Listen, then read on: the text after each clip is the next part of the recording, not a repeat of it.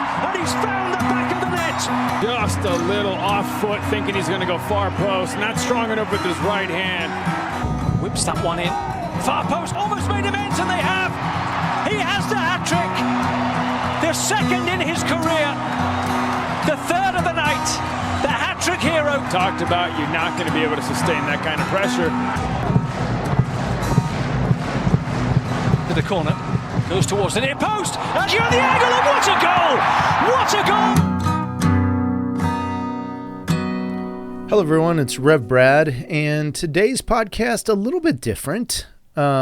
Maybe I'm podcasted out a little bit, but I think the truth is too, when you get to this point in the season, I've got so many things on, it just becomes a little bit harder to, just have that dynamic content that we've been coming to you with every week in and week out. And last week's podcast with Ben Dudley and Troy Reedy was so much fun. I'm still laughing about certain parts of that.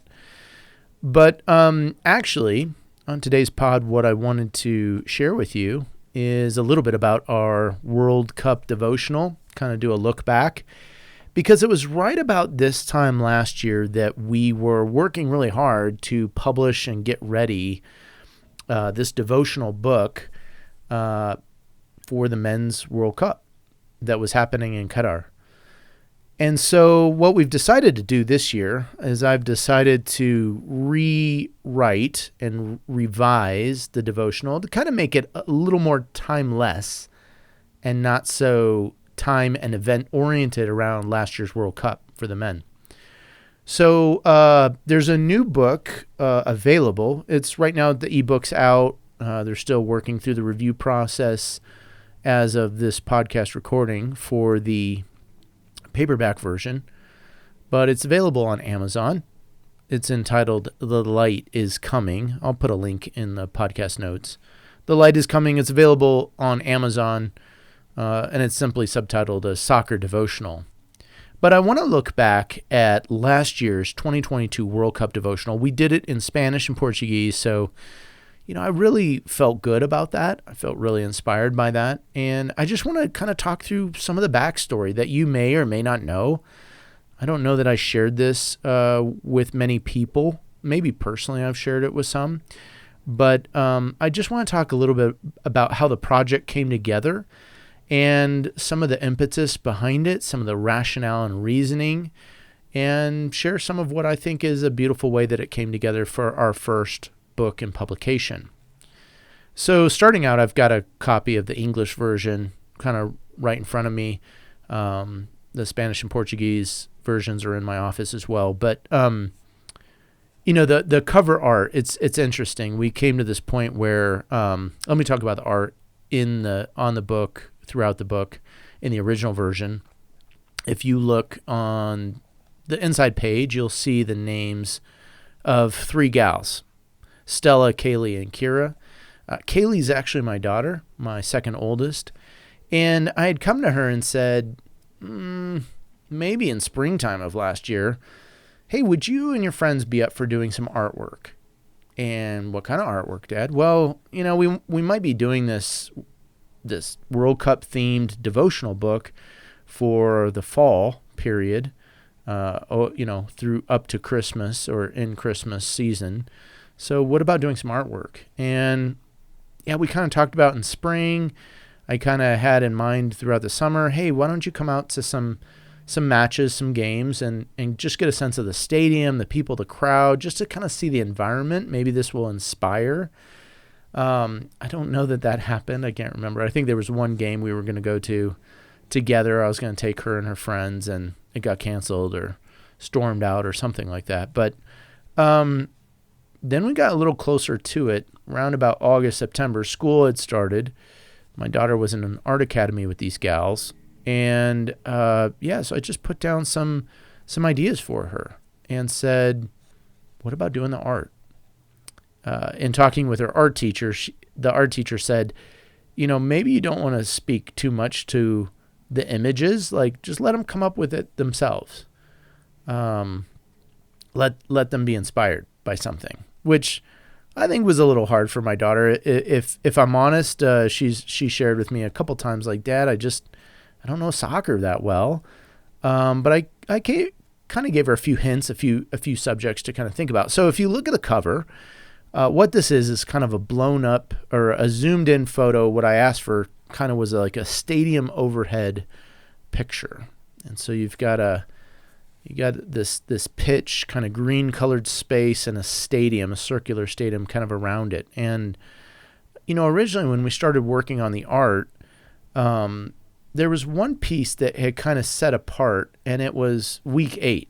So if you flip to the back, right around page 66, 67, the last piece is this lighted person holding we can assume a soccer ball, and giving it to a person that's in a dark black silhouette. And I saw this piece and it really struck me. It was the only colored piece at the time. And I said, what would be amazing is if there's a strong theme of light that is coming through in the art. And so we actually subtitled the entire devotional, "The Light is Coming." And so if you go through and if you look through, if you've got a copy, a paperback version especially, you can see this, that we start with sort of a grayscale stadium picture. There's really no light present in the photo or in the art drawing, the art rendering. My daughter sketched that one, which I thought was brilliant. It's kind of reminds me of maybe a smaller stadium in Europe or a smaller field, with just look overlooking something. The next week too, we start to see some light kind of around the football, around the soccer ball, and training exercise, the theme for the week's preparation. Moving on, hope is the next week, and again we're seeing the soccer ball lighted, and then we start seeing something happen in week 4, and the art is the person around their head becomes illuminated. And if you see a lot of Christian art especially, you will see sometimes that saints are given sort of a halo effect that's put on by the artists. And these things didn't originally exist within the artwork. But as we started with week 8 and we said, wow, there's this place where this person is illuminated. How does this illumination happen? And truthfully, part of the writing, I'll get into this a little bit later, was around Advent and about the arrival of Jesus into our lives. And we start to see that it affects our head, our heart, our actions towards others, our entire being eventually, as we surrender and we understand and we allow him into our lives this way. So for me, it was kind of like trying to balance giving too much direction, too much insight, but the idea of light actually didn't happen for me. It actually came as a result of the artists who were kind of working independently, and kind of the brief, so to speak, was give me some soccer images. Give me some soccer images that go with these themes: joy, faith, hope, love, peace, the typical Advent themes. And as the ladies worked on the art, again, this theme of light showed up and it came through. And so, looking at the cover, kind of back to the cover, it's interesting because the pinpricks of light actually weren't there originally.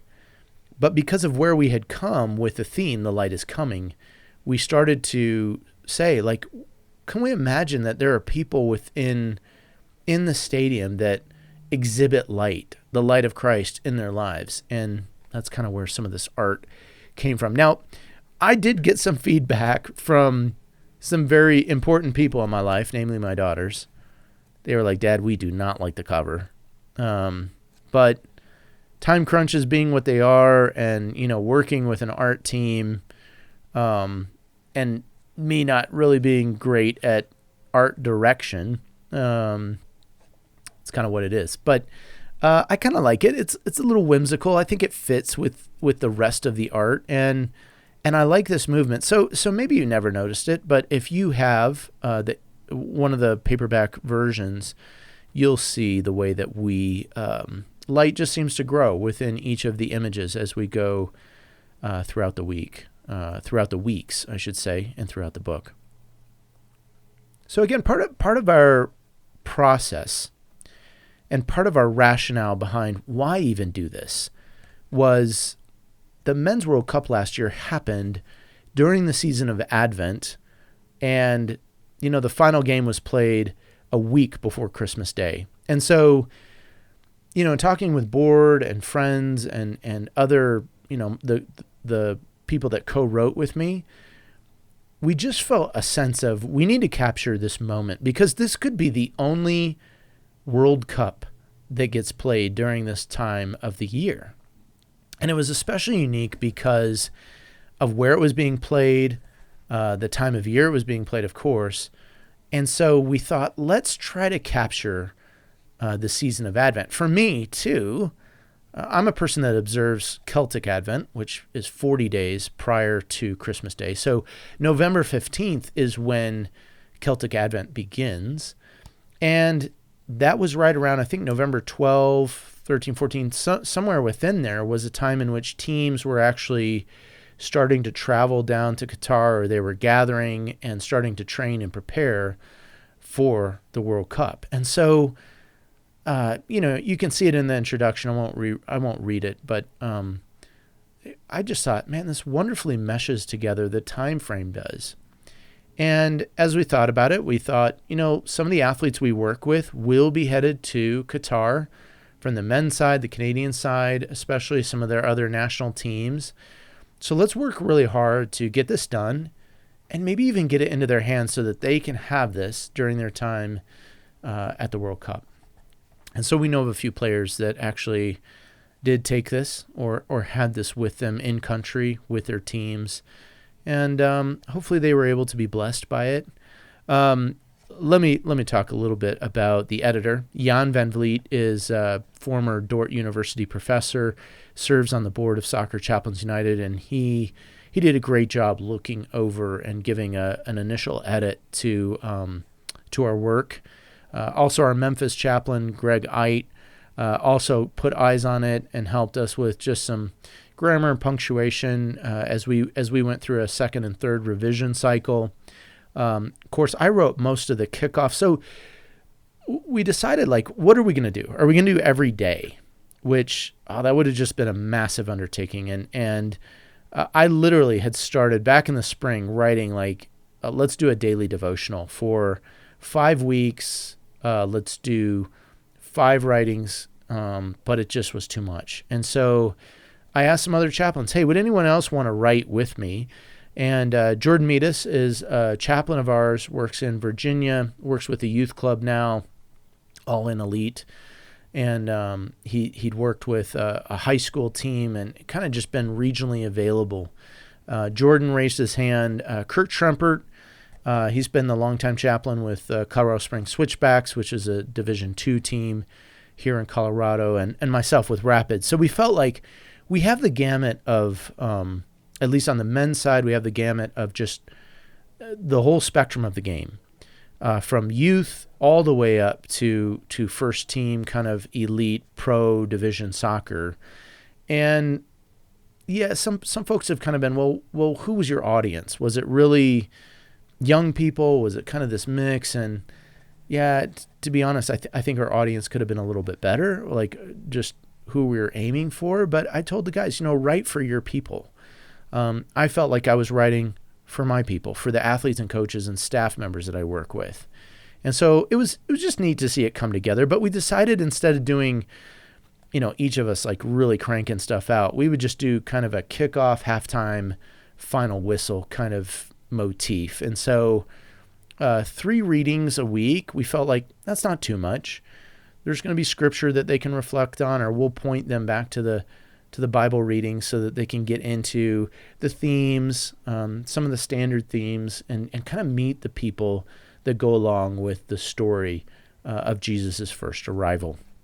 So, and then another shout out, a couple other shout outs actually. Jubal McDaniel, he's our Tacoma Defiance chaplain. He really helped with doing the interior design doing some, shaping of the images and reshaping of the weekly image, just kind of added in. And again, I think I actually feel like our Spanish version is the best version. We went with a smaller font. The images aren't in the background as much. So I actually like the layout of our Spanish version better, but, habla español, grab a copy. Again, these things are still available on Amazon, but we got through it this year, and I feel like I'm already going long in this podcast, longer than I really had intended. But we got through this, and I thought, came to the end, kind of the beginning of the year this year, and I thought, man, I'd really love to make this devotional more timeless. Because I think, with it being on Amazon, with it being self-published, 2022 and 2022 World Cup, those things are automatically, it's going to get up in the basement very quickly.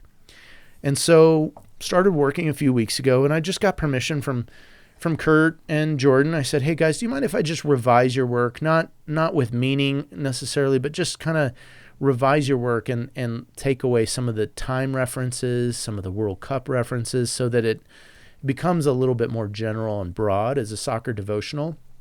And so I have in my hands, we've got an ISBN, we've got the ebook is actually available right now, as I said, on Amazon. There's not been much changed. I didn't change much of the text, but in places where it talks about this year's World Cup or today's the day of the final game, we kind of had that sentiment or that idea that as someone traveled with. So we've made it just kind of into a more generalized 8-week kind of reading, and you could read it yourself. You could read it with a team. We found that some of the teams that purchased the devotional were reading it together. We thought that was brilliant. That was a great idea.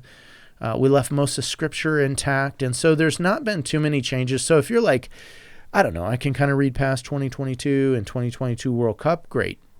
But there are some things that I think this makes it, for someone that's never read it before, for someone that's coming to this devotional post-2022 Men's World Cup, I think this new devotional kind of adds something. We changed the cover art so that it has a different look. You wouldn't get it confused if you end up getting a copy and putting it on your shelf.